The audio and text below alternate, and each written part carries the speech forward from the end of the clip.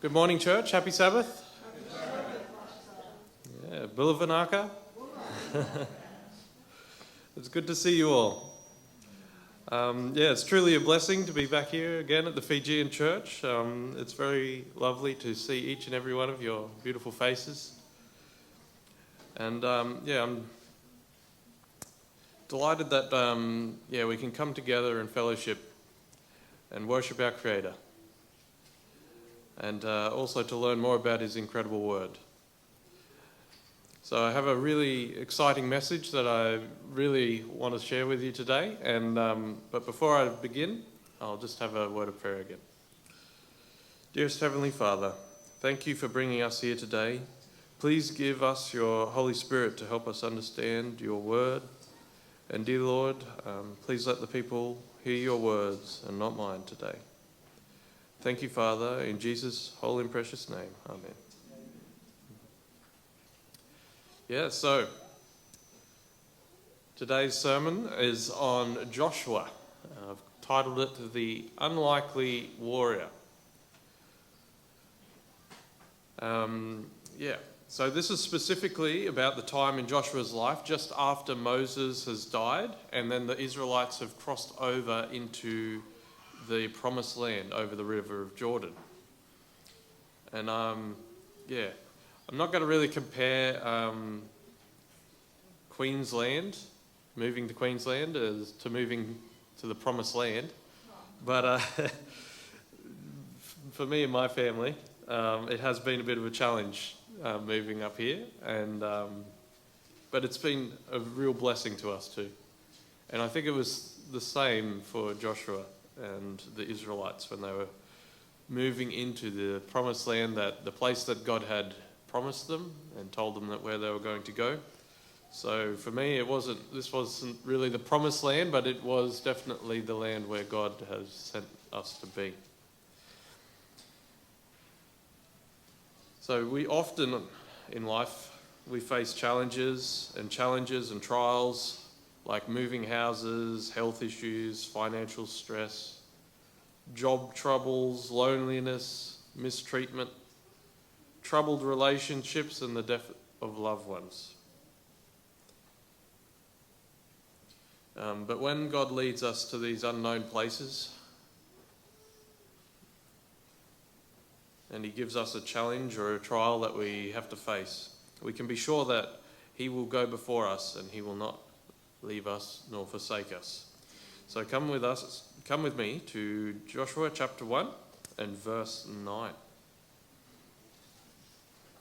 And we can read there, it says, "Have I not commanded you, be strong and courageous.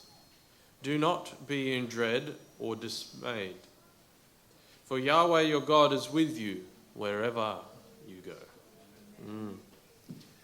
So just a little info on the author of the book of Joshua. It is most probable that the book of Joshua was written by Joshua himself, except for probably the few verses at the end of the book where it talks about his death and a few things that happened just after Joshua had died.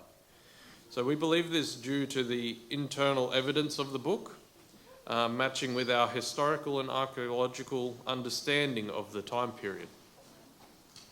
The author writes saying that those who it is talking about are still alive when it is written.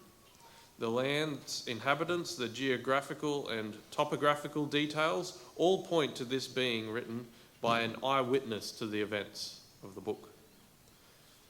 And we know Joshua was also a literate person. It tells us in Joshua chapter 8:32 and 24:26 that he wrote copies of the law of Moses and the law of God. So we know that he could write.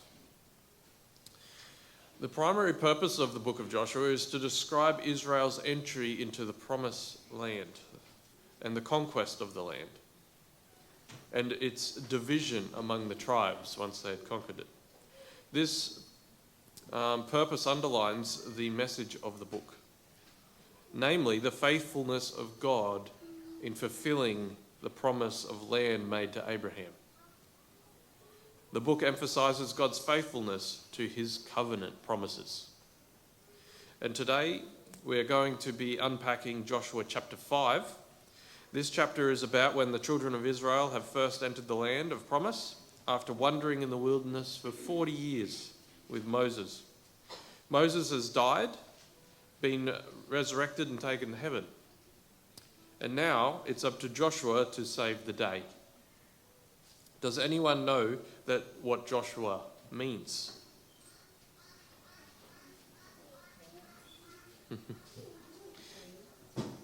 Something along that line. Saviour, yeah?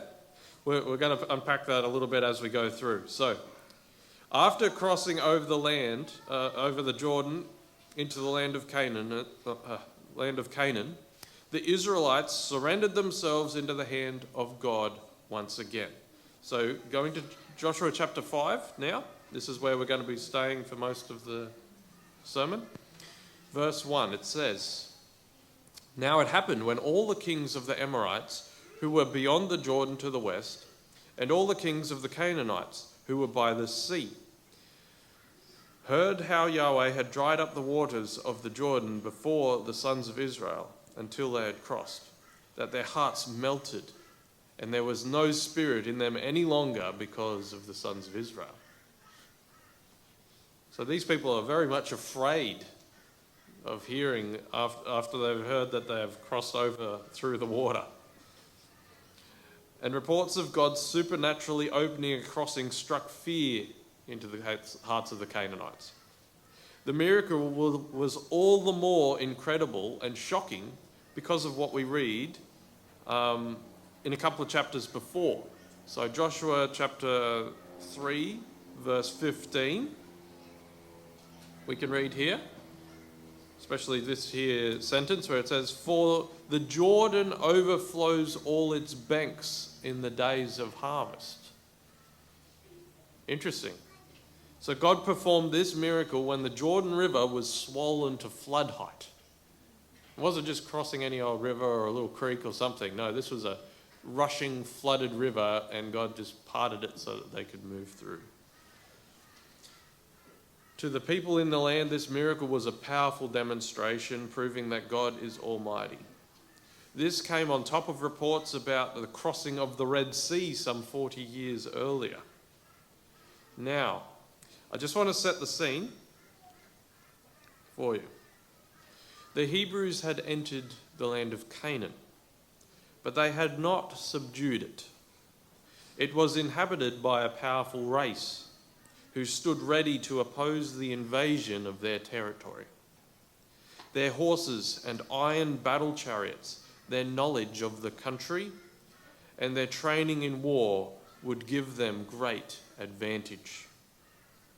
Further, the country was guarded by cities great and fenced up to heaven, as it says in Deuteronomy 9:1.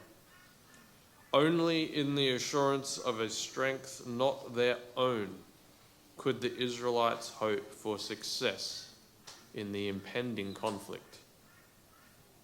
The large and wealthy city of Jericho lay just a little distance from their camp at Gilgal.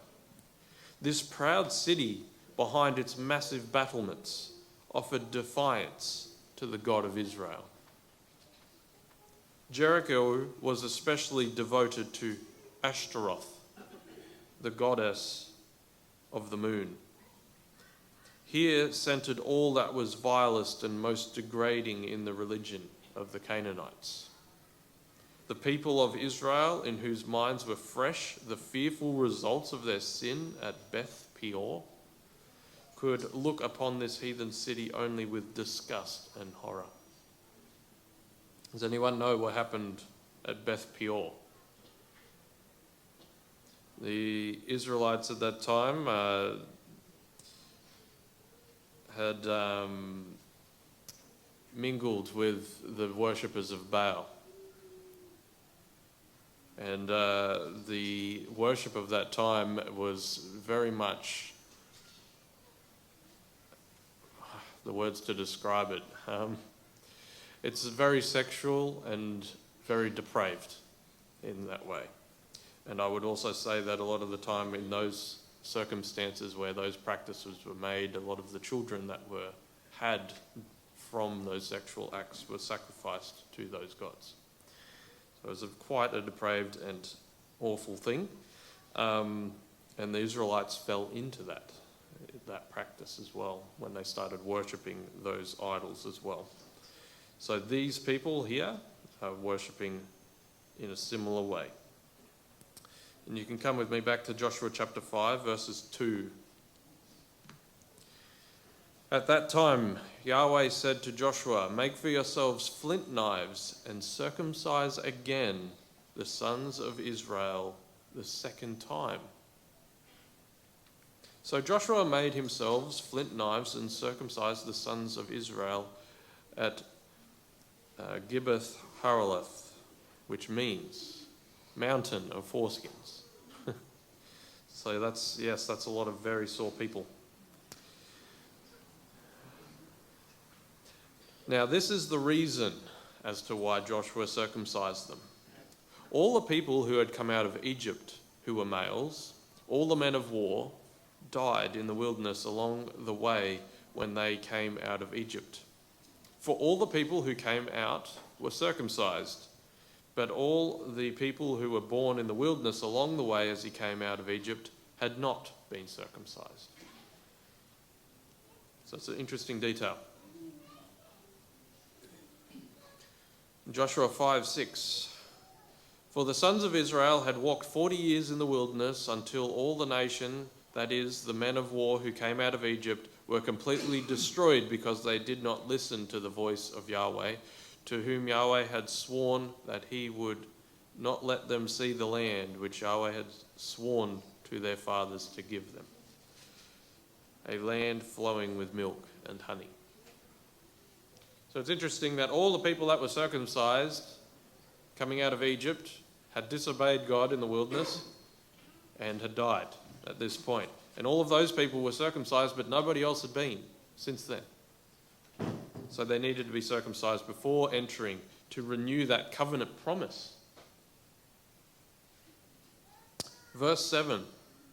And the sons whom he raised up in their place, Joshua circumcised, for they were uncircumcised because they had not circumcised them along the way.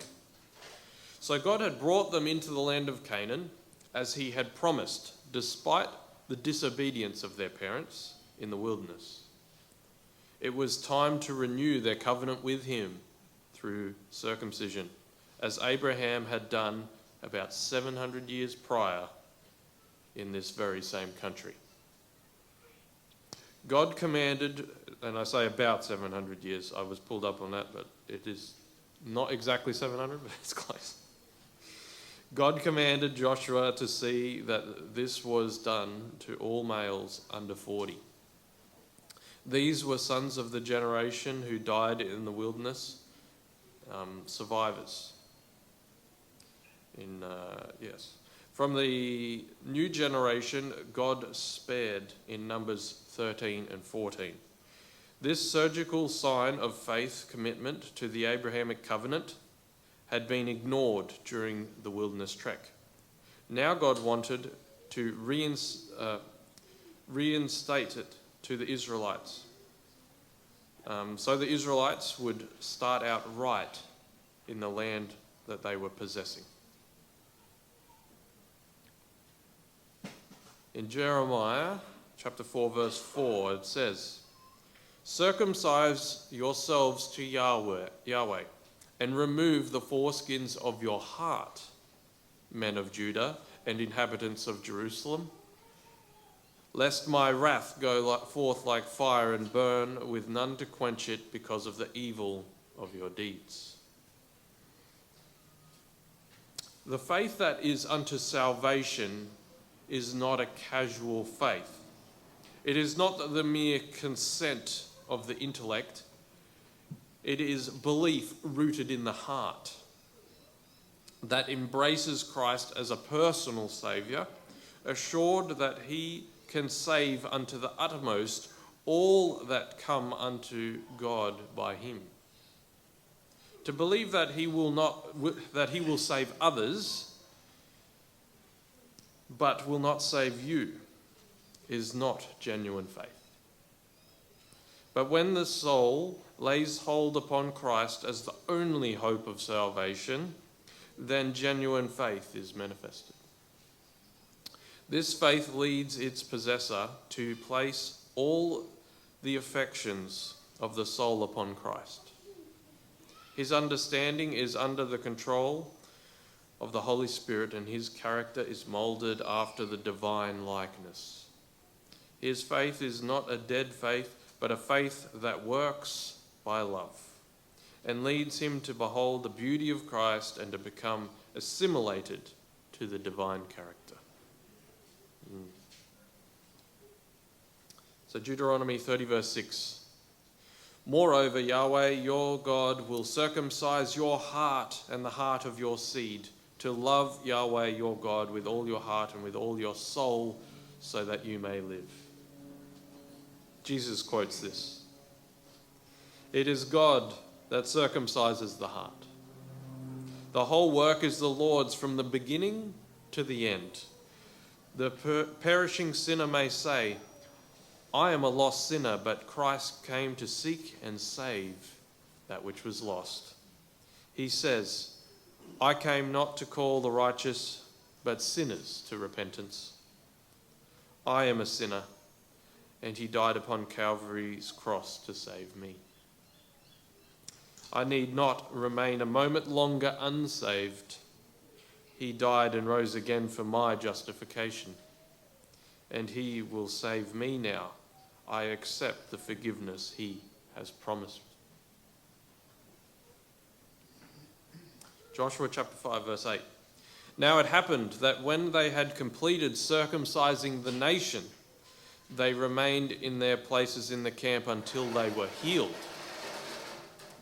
This speaks of the time needed to recover from such a painful and potentially infected wound. Now, not all these people were kids or anything like that. They're going to remember it. I would like to point out here that healing takes a little time. The circumcision is complete, but there is some time before they are made whole. For someone who has given their life to Christ, there may be things that are revealed to them as they grow in him that they need to change. Maybe addictions to overcome, that they may need help to recover from those addictions. For example, it could be drug abuse or smoking. Do not give up. Trust in Jesus' mighty power to save, heal, and make whole. If you are riding a horse and you fall off, you're only defeated if you refuse to get back on.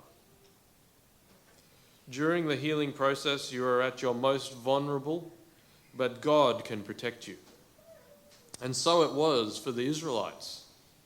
While this process would leave the entire camp completely defenseless and vulnerable to attack for days by the enemy, God had put fear into the hearts of the nations round about so they would not attack. God was their fortress. When we are at our weakest, God is at his strongest. And that's just what they did with the camp. They just crossed over into the land. There's all of these people that hate them and want to kill them and get rid of them as quickly as possible. And then they circumcise themselves and are completely defenseless for days on end.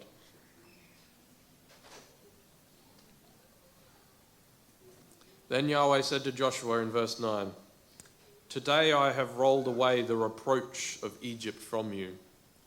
So the name of that place is called Gilgal to this day. By his miracle of bringing the people into the land, God removed or rolled away the ridicule that the Egyptians had heaped upon them. Because they were saying, what was Pharaoh's challenge? I don't know God. Who's this God that I should worship him or whatever? He doesn't exist. I'm God.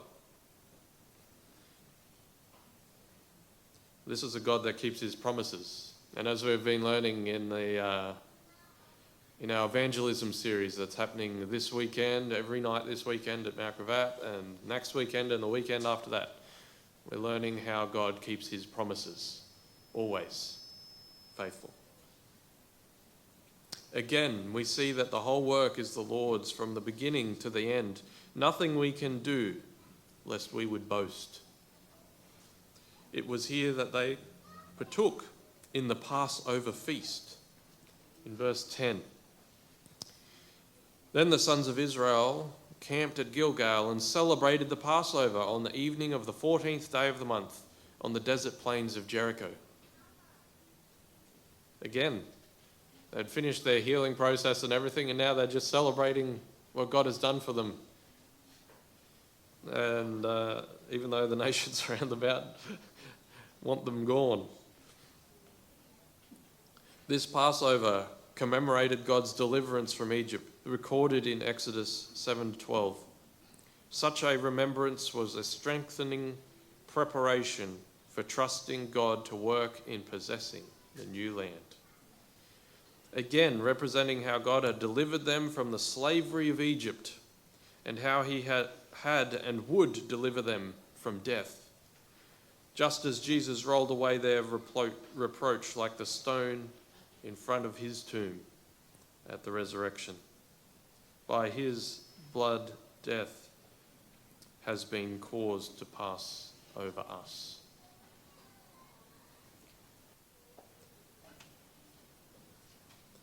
In verse 11 of Joshua, and on the day after the Passover, on that very day, they ate some of the yield of the land, unleavened cakes and roasted grain.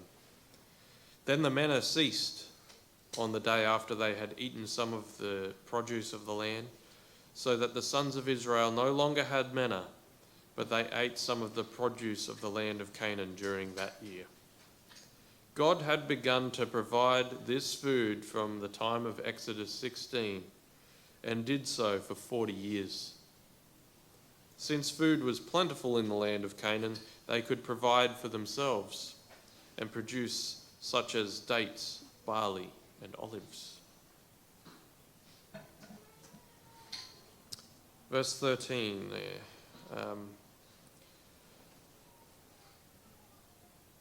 We'll just unpack this a little bit now. Joshua's name in Hebrew is Yeshua, meaning what? We just sort of talked about that a little at the start. Saviour. So it means Yahweh saves. Joshua's name was originally Hoshe, meaning salvation. But Moses changed it by prefixing the abbreviated form of the divine name Yahweh and Hoshe in Numbers 13:16. The English form Joshua abbreviates the Hebrew Yeshua, while the name Jesus derives from the Greek version. This means that the names Yeshua, Joshua, and Jesus are all one and the same.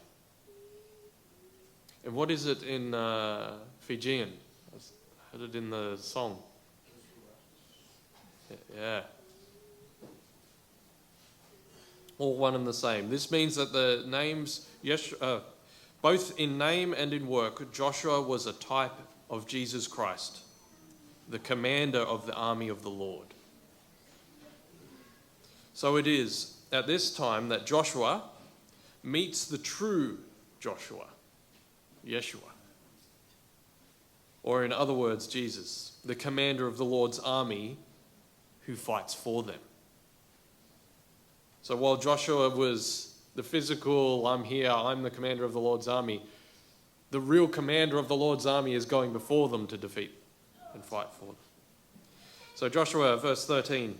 Now it happened when Joshua was by Jericho that he lifted up his eyes and looked, and behold, a man was standing opposite him with his sword drawn in his hand, and Joshua went to him and said to him, "Are you for us or for our adversaries?" Verse 14. He said, "No. Rather, I indeed come now as commander of the host of Yahweh." And Joshua fell on his face to the earth and bowed down and said to him, "What has my Lord to say to his slave?" The commander of the host of Yahweh said to Joshua, Remove your sandals from your feet, for the place where you are standing is holy. And Joshua did so. This is interesting because it reflects very much a similar circumstance with Moses.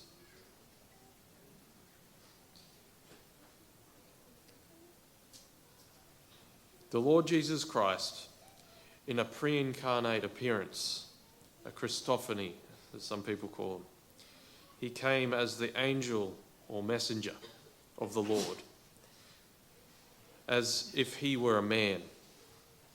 We know that the word angel means messenger.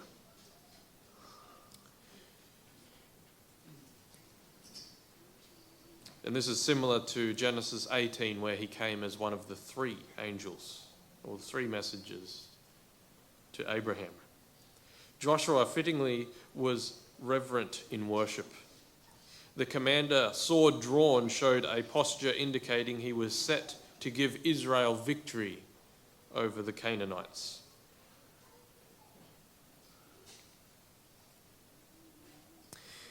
And you can just imagine all the things going through Joshua's mind at this time as he looks at what's before him. And God meets him in that moment. So, he's crossed over into the land, and now he's in the promised land, but there's all of these mighty nations that are ready to oppose him. And it's his job to fight them. It's a difficult task. To reduce Jericho was seen by Joshua to be the first step in the conquest of Canaan, withdrawing from the encampment to meditate and to pray. He beheld an armed warrior of commanding presence with his sword drawn in his hand.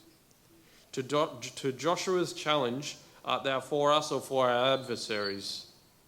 The answer was given, as captain of the host of the Lord, I am now come. The mysterious stranger was Christ, the exalted one. Awe-stricken, Joshua fell upon his face and worshipped and heard the assurance. In Joshua 6:2, Jesus says, I have given into thine hand Jericho, and the king thereof, and the mighty men of valor, and he received instruction for the capture of the city. Joshua is reminded that he is not alone. As commander of the armies of Israel, Joshua is only second in command. Jesus is the one who is in charge. Now, in studying for this sermon, I came across this talk given by a young man. And he was speaking on this, Joshua chapter 5,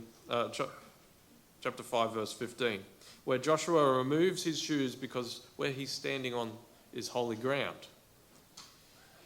But he stated something that I thought was interesting, and I didn't really fully agree with. It says, he said, if you're a follower of Christ, everywhere your foot treads is holy ground. And initially, that sounds really good, but I'm not sure if I fully agree. In part, I agree with the principle, but I don't agree exactly with what he's saying. I think the passage is teaching almost the opposite. It's not saying because we have Christ we can walk wherever we please and that place will be holy. What it's saying is that we have Christ in our heart and we want to follow him, so where do we walk?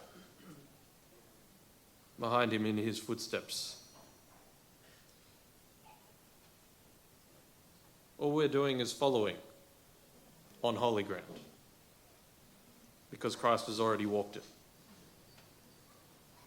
And when he walks before us, we are only following in his footsteps. Our Saviour ever condemned self-righteousness. He taught his disciples that the highest type of religion is that which manifests itself in a quiet, unobtrusive manner.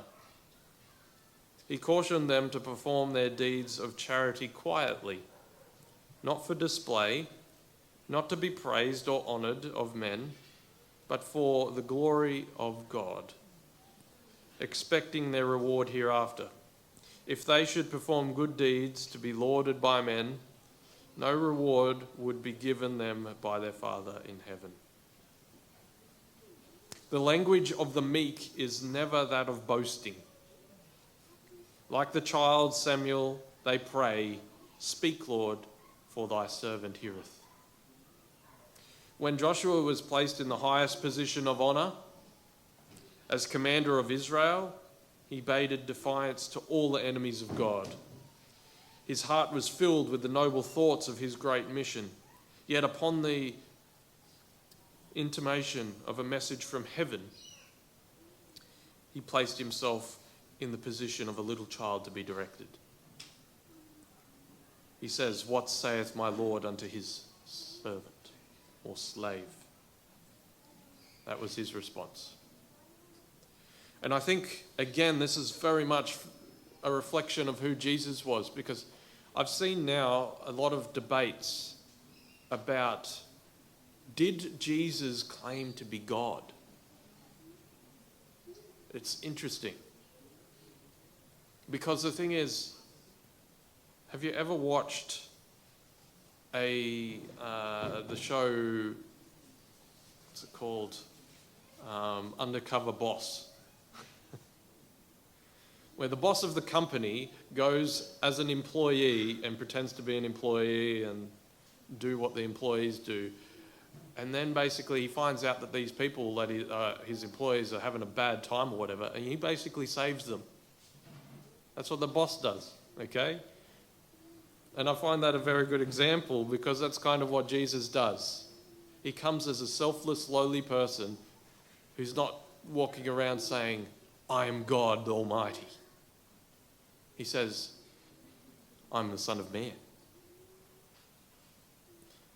He comes as the undercover boss. He is our God, and the thing is everything he talks about points to him being the God, even though he doesn't blatantly say it outright. He doesn't boast. He doesn't need to. He is God. He doesn't need to go around lording it over people. Which is interesting, because he has every right to do so. Meekness. Meekness is the inward adorning, which God estimates as of great price. The apostle speaks of this as more excellent and valuable than golds or pearls or costly array. While the outward adorning beautifies only the mortal body, the ornaments of meekness adorns the soul and connects finite man with infinite God. And by that connection, if God was to come to us and he is the meekest, the loveliest person ever, would you expect him to go around boasting himself everywhere? No. Jesus embodies everything that is God.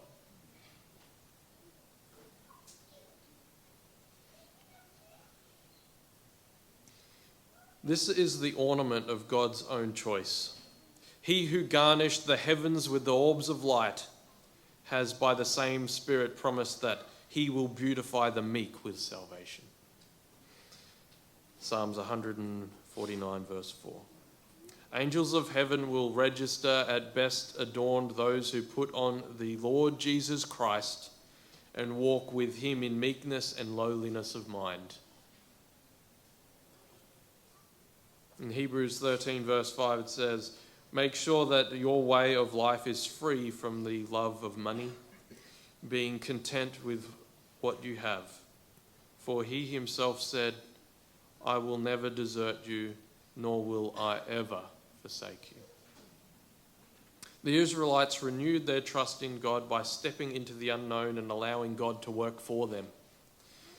It is only when Joshua fully surrendered his life to God and followed his commandments that he was able to meet God face to face. So again, as we come into this year before us and every day this next week, I think it's important to renew our trust in God by surrendering our will to his. Circumcising our hearts with meekness and humility, just as Jesus did with his Father in heaven, falling before his throne. Let's follow Christ and not turn from his path. And when he leads us to unknown places, we can be sure that he is walking in front of us and he will not leave us or forsake us.